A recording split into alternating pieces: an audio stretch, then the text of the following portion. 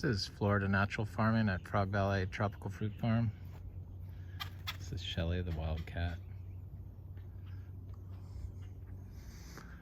I'm gonna talk a little bit about the Tamarillo and my rare houseplants, and I'm gonna taste a Valencia Pride mango and talk about seed sales a little bit, and then maybe go check on the Kwai Muk and the cashew trees to see the status of the fruit. So the cashew has been like producing lots of fruit, but we haven't gotten any very little bits and pieces of undamaged fruit. So maybe 2 I think I've had total, but I've gotten quite a few seeds and people have been snapping them up. I don't have any available at the moment.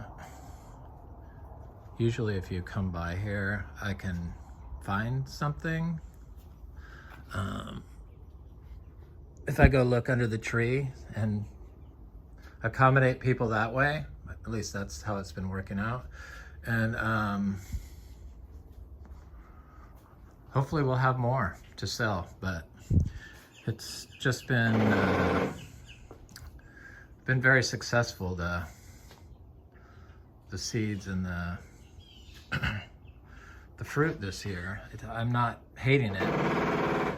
Probably because we didn't get overloaded with mangoes, and I doubled the price of them. So they went from $5 a pound to $10 a pound. And that prevented people from wanting to buy all of them. So it actually was better. Because at $5 a pound, people wanted to buy all of them. So they don't do that with $10 a pound. And I've been known to reduce the price on some, so it's not all bad. But this is our Valencia Pride mango. You can see the claw marks on it. I think those are claw marks from birds or raccoons or both. And this fruit is so freaking good. I know that they got pecked by the birds because I could see that damage there. That's why I picked all the fruit. It's just really excellent mango, and I used to think it was just mediocre, but these dry farm mangoes, we grow everything the same way, regeneratively. We don't use any well water. We use just rainwater on our indoor houseplants, these rare aroids that I'm growing to plant outside. And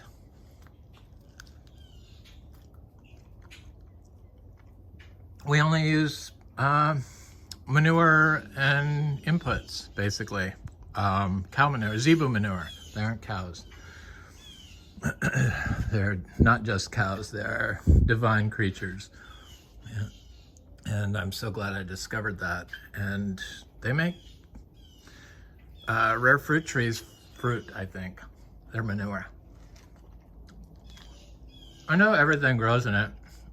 You can do cuttings of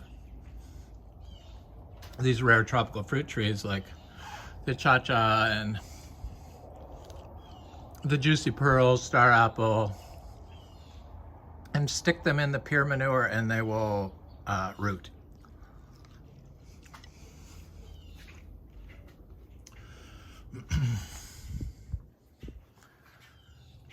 So they're amazing creatures, and I love this mango. It's like it's better than a nectarine. So what a nectarine used to be like in the 70s probably. The nectarines today, they have no flavor, very little.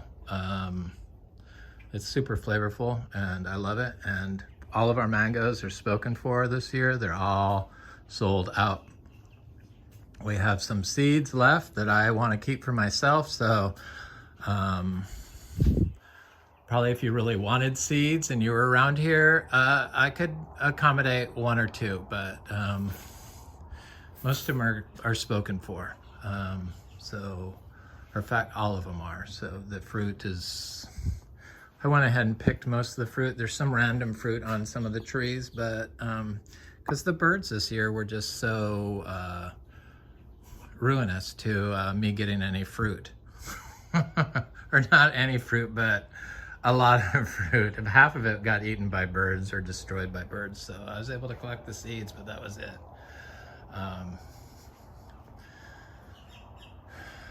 It was a long mango season. It was longer than last year.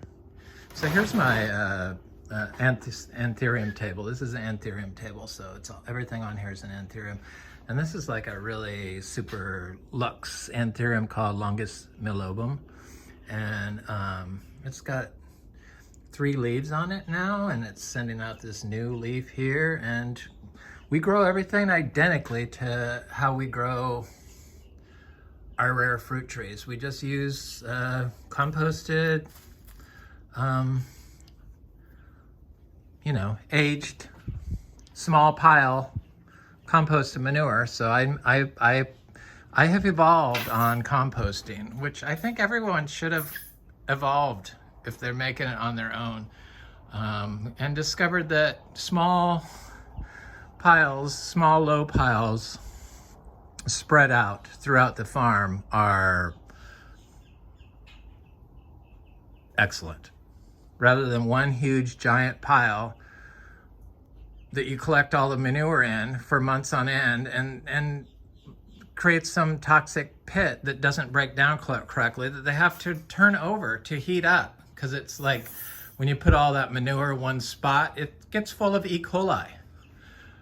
That's the problem with the so-called organic system. It's they allow those huge feedlot farms, basically. You can't have 1,000 cows on 200 acres. We have 4 miniature cows, tiny little 32-inch bull, full grown. 4 of those on 10 acres, and I think that's sufficient.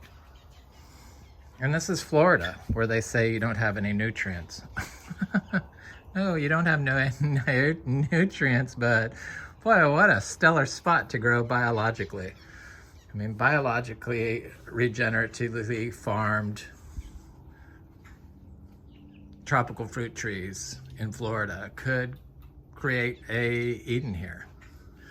I've kind of shown that with our system, where we don't water, we don't disturb the system. Disturbing the system is like walking on it, or going in and chopping all the branches down and chop and drop, or clearing out all the native stuff, or clearing out all the weeds.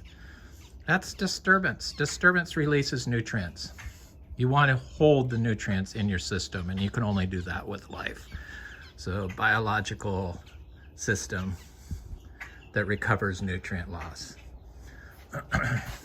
This is Philodendron domesticum. Look at how gorgeous it is.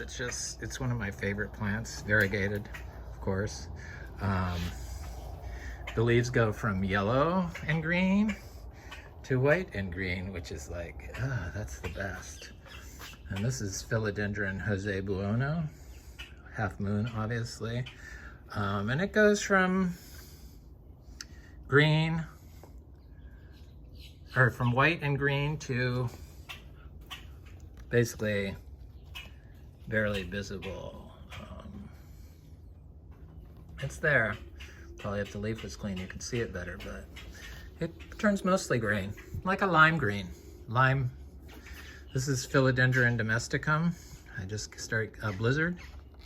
Or no, this is Philodendron Gigantium. Blizzard. And it was a little leaf cutting that I had imported and bought it from the importer. I forget the name of the company, but they were really good. And it's a nice plant. And its variegation stays pretty good. Still turns a little limey, but it's easier to see than the Jose Buono when it gets mature. It's about, yeah, that's just like almost all green. From that to all green. Here's the older leaf that was half moon. It's still a pretty plant. I love it. I wouldn't get rid of it. It's one of my faves, in fact. This is Philodendron Burley Marts variegated. This was a little node cutting. When I first started showing the aeroids, that was the one that was like just a node with a tiny little leaf on it. It's Pink Princess, of course. Here's my philodendron or epiprenum variegated or albo from Equigeneral, whichever one they sell. Wasn't in the sun, and I moved it to the sun, and it's starting to get more variegation. That's good. This is what started it all. This is the Monstera Deliciosa, and I see the first leaf with the fenestration in the leaves, so the holes in the leaves. And you can see that it was like, one of the earlier leaves was a half moon. This was a node that I bought 2 years ago as Christmas. Sneakily bought it and grew it out. And it took me about 6 months before I told anybody I had it. Because I was ashamed for paying that kind of money for a, $150 for a little tiny node. So this is my newest one that I just got. This is Philodendron Glorious. It was very inexpensive, and I was happy about it. If you buy them when they're small, in the compost, that's good stuff. This is Philodendron Splendid. I just got that too, so they're gorgeous, gorgeous, gorgeous plants. I love them, obviously. The plant people, I feel they give off a certain energy. Just like our zebu cows, you know how you feel anxiety in your chest, that like weird anxious feeling that you get in your chest when you're hanging around the cows, it goes away. And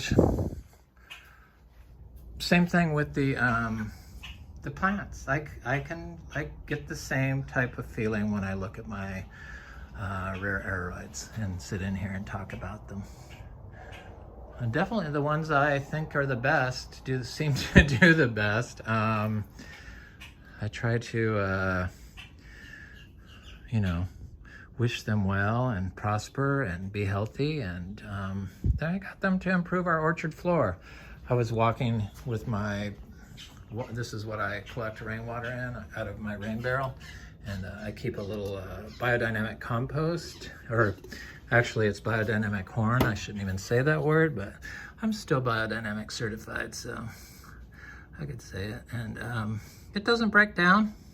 It comes out of the horn like this, and it stays in the water like that. And I just get rainwater and then put it in there. But I was walking to fill it up, and I hooked it on this leaf up here that was just gorgeous right here, and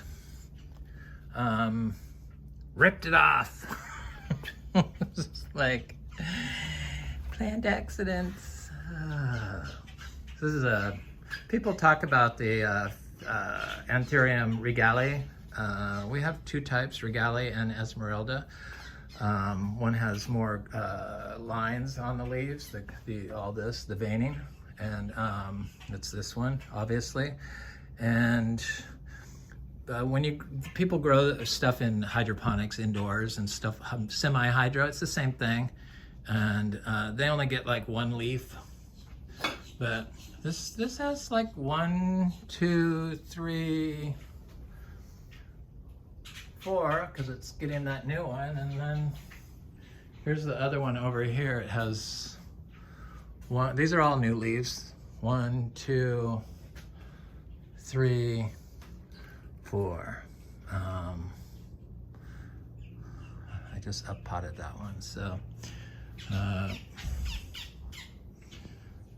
they seem to hold on to their leaves. It's when you grow stuff artificially, the plants don't grow and succeed and are not healthy, and they can't provide you with the health benefits at their maximum potential. Because if the tree is struggling or the plant is struggling, it's not going to be releasing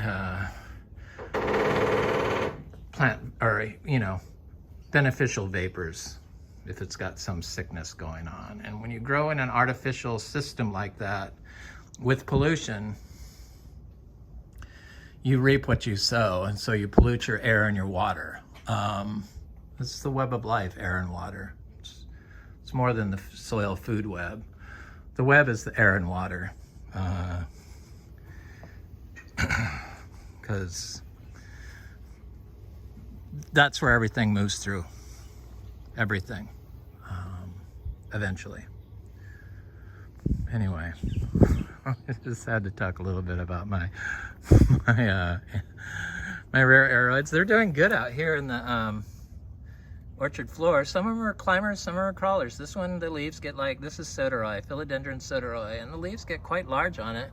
It gets a little too much sun right here, but it seems fine. It seemed fine with the drought. So I got some others. I got one here that looked like it was suffering from drought. I'm not sure who it is. It's another one, not Pastazanum and not Meme, but there's Meme is over there.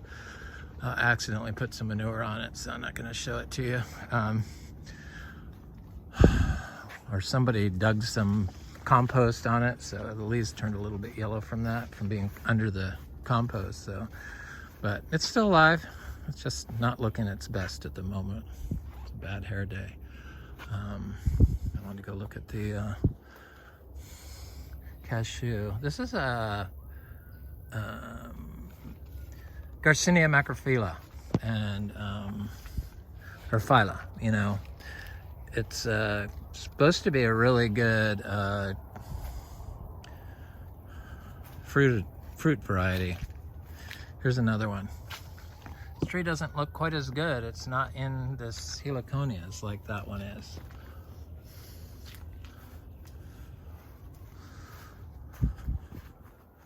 Okay, so here's a Kwai Muk that we have two different types of Kwai Muk trees. It's like my favorite fruit.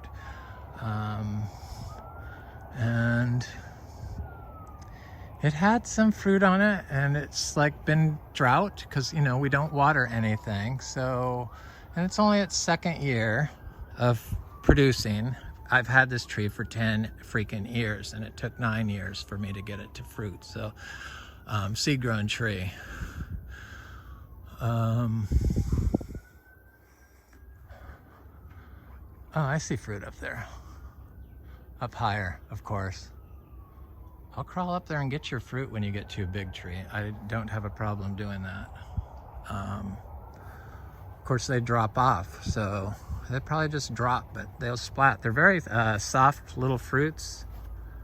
And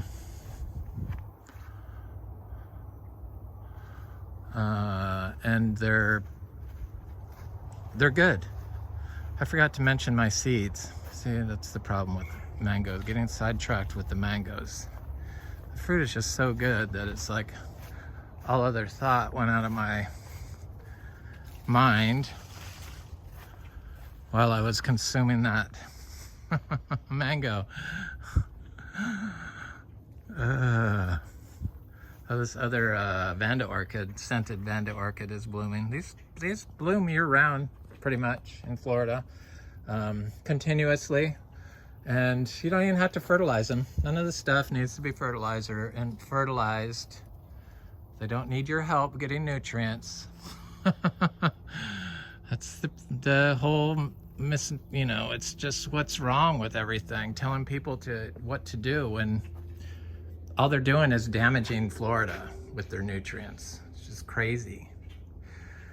But I forgot to talk about my, almost got distracted by the leaves, my green people.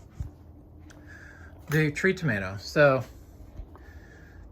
they're okay. The skin is a little too leathery for me. So, but the flesh, you could scrape it off, and it's good. The seeds are good. It's like a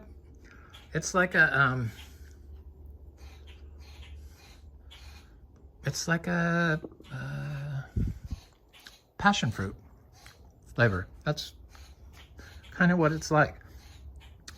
But the seeds, so this little fruit, and so this is why I grow this stuff. So this is dry farmed Tamarillo in the ground, 2 years from seed, from Oscar at Fruit Lovers Fruit Seeds in Hawaii. And this particular tree is the only one that survived. I had like 3 in different spots, and this is the only one that survived, and it was where I had a vegetable garden before. And it did fine, and it looked like it was getting some black fungus and anthracnose, but I dumped some manure on it next to it, a 50-pound pile of manure, and the tree recovered from anthracnose and produced fruit and withstood the 2 days of freezing, barely. Well, it seemed like it burnt the top leaves, and then all the ones below were fine, including this fruit. But so I'm gonna sell seeds. And so I'm gonna sell these seeds for $5, for like 10, so 50 cents a seed. And these are dry farmed, organic, and biodynamic seeds. And they're good for Florida. Obviously, you can grow them here. You don't have to water them. They fruit a lot, and I'm sure these seeds will grow very well in Florida. So that's why they're so expensive. So we do have those seeds available in case anybody's interested. Anyway, I'm gonna go look at that other Kwai Muk tree. I'm gonna look at the Tamarillo tree real quick. And then I'm gonna go look at the Kwai Muk. We got so many baby ducks in our pond, wood ducks. I think there's another type of duck in there, but they just showed up. I can't really see the mother. She keeps flying. They don't like to be bothered. This is the first year we had ducks in our swamp. The wood ducks, the females, I guess, lay eggs where they were born, so they must have been born around here somewhere. So this is our little tree. Not very healthy. It got blown over by the wind, so it's kind of supported by this, but it was getting affected by the drought. See the burnt leaves? But it started raining, and it should probably put off a great growth spurt now. So this is a manure I just dumped here. Look at that. This is an old patch of manure. The fungi growing in there. Yep. There's one there. Turmeric growing around it. Sweet tart mango. Well, not all mango trees. These people that do taste tests on varieties of mangoes, we have like 30 sweet tart trees, I think. But this tree in particular is the best one. They're not all the same.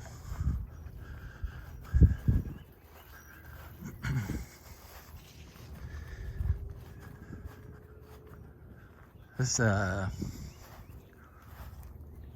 Spanish lime. Well, it's looking good finally. It didn't look very happy there for several years, but finally it's a grafted tree, so it got started wrong, and no fruit on that. I have one fruit on this Super Julie tree. I just want to look at it. They're getting little mangoes, but we're no mangoes available. No, pretty much seeds available of mangoes. It's got a ways to go. Those are huge fruit. Super Julie.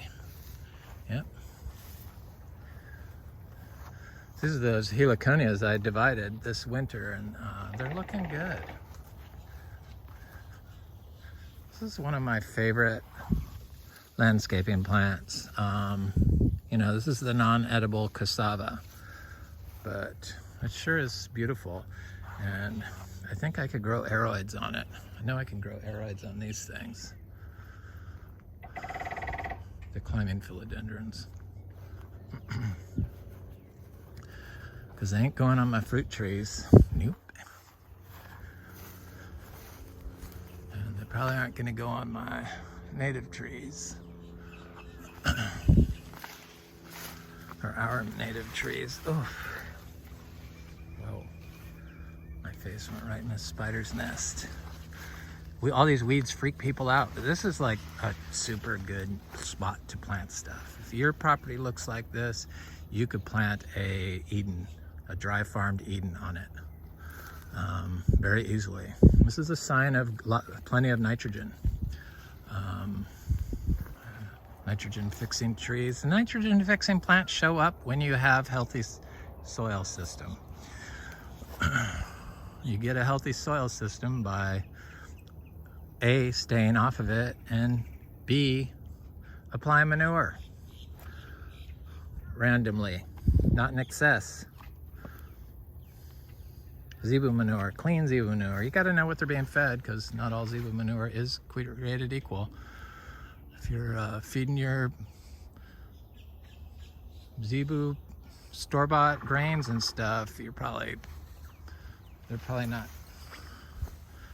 So this tree was covered in fruit, and it looks like most of it has turned yellow. So none of this fruit is going to set. Oh, that one is.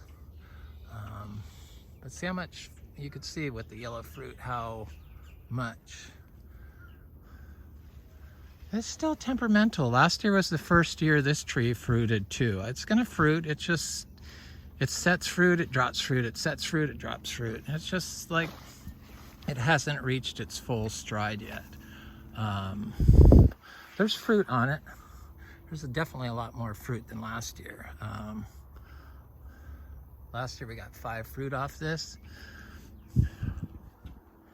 So that Tamarillo tree, so that little tiny, a quarter was like 15 seeds, a quarter of that fruit. So that's $5. So each one of those fruits is $20. Everyone should be growing that in Florida. I mean, why do you waste time polluting Florida when you don't have to? You can grow better crops regeneratively. Just doesn't make any sense to me. The whole monocrop, destroy everything approach to growing. Anyway, so I do these videos to rant and amp up. So where's my little ducks? Are they in here? This is the duck swamp, and I don't see them. They must have heard me talking. They're all hiding. Oh, there's a turtle.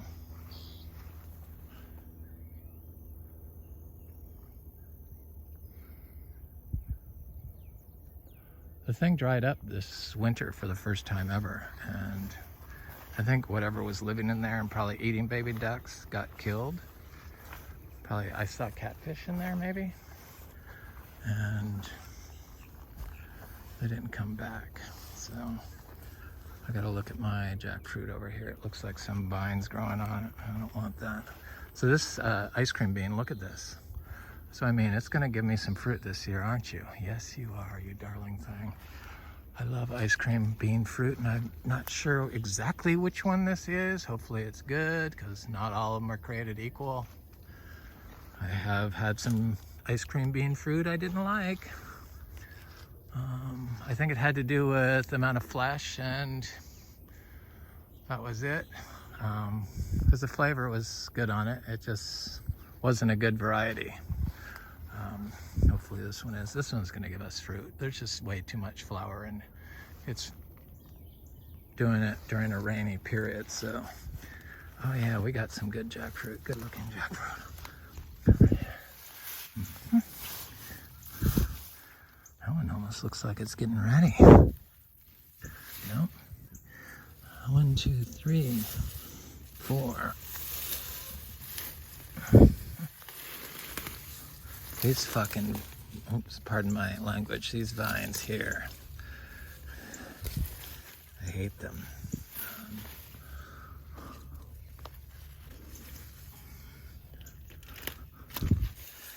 Yeah, I disturb around the tree when there's fruit.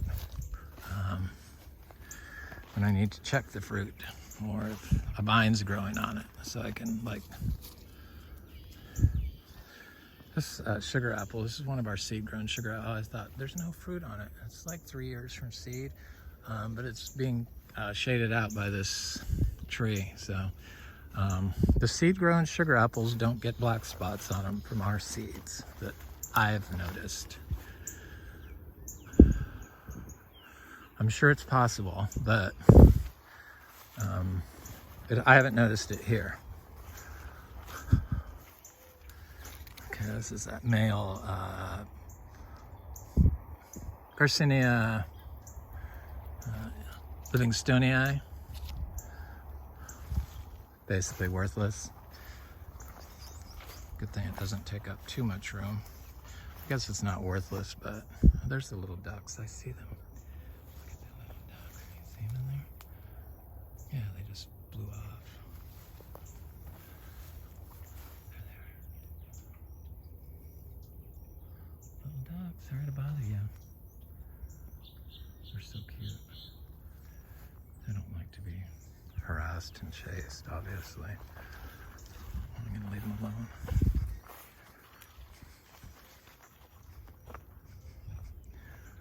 Okay, maybe there's some cashews up here. That would sure be nice. I really miss not having the cashew fruit because the birds keep eating it. But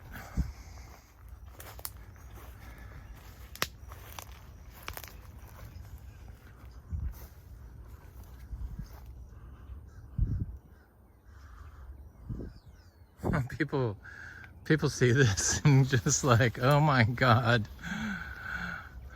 But this is what trees like. Oh, I see some fruit that was, is that fruit that was chewed up? No, it's a leaf.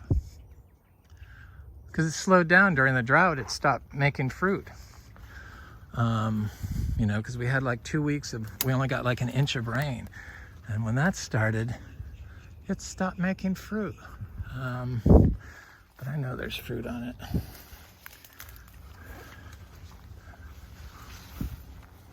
This tree is like so productive. I need to chop this pepper tree back. I need to bring my chainsaw. I got some chainsaw work to do. My electric chainsaw that I put organic olive oil in for the oil.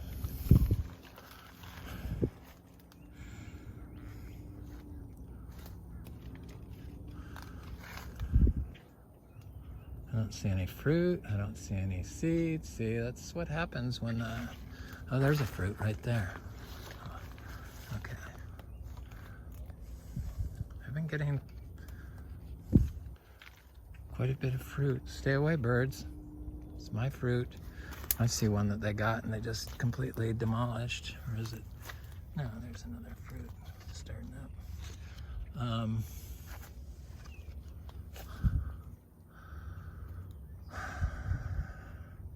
It's got lots of flowers on it still. This rain that we've been having, it'll start flowering and producing fruit again instantly. So it has a long fruiting period. It seems like every 30 days it pops off ripe fruit and seeds.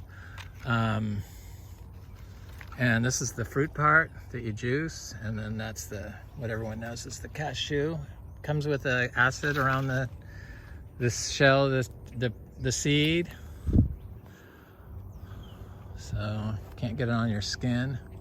But I've never gotten any on my skin from picking them and stuff. Hasn't really been a problem.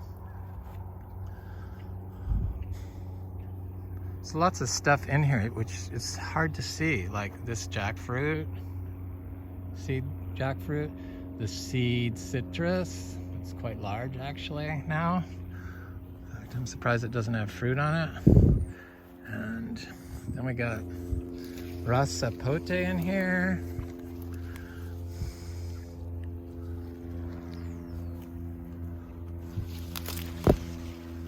I got another raw sapote over there. Looks like half of it got fried from the freeze, and then it's got that one growth spurt there. Citrus that I removed all the fruit off of because the birds were getting it, but I missed a few. This is what they do. They sit and peck it to get the oil off of it. They're not trying to eat the fruit. They're just getting the oil off from the citrus.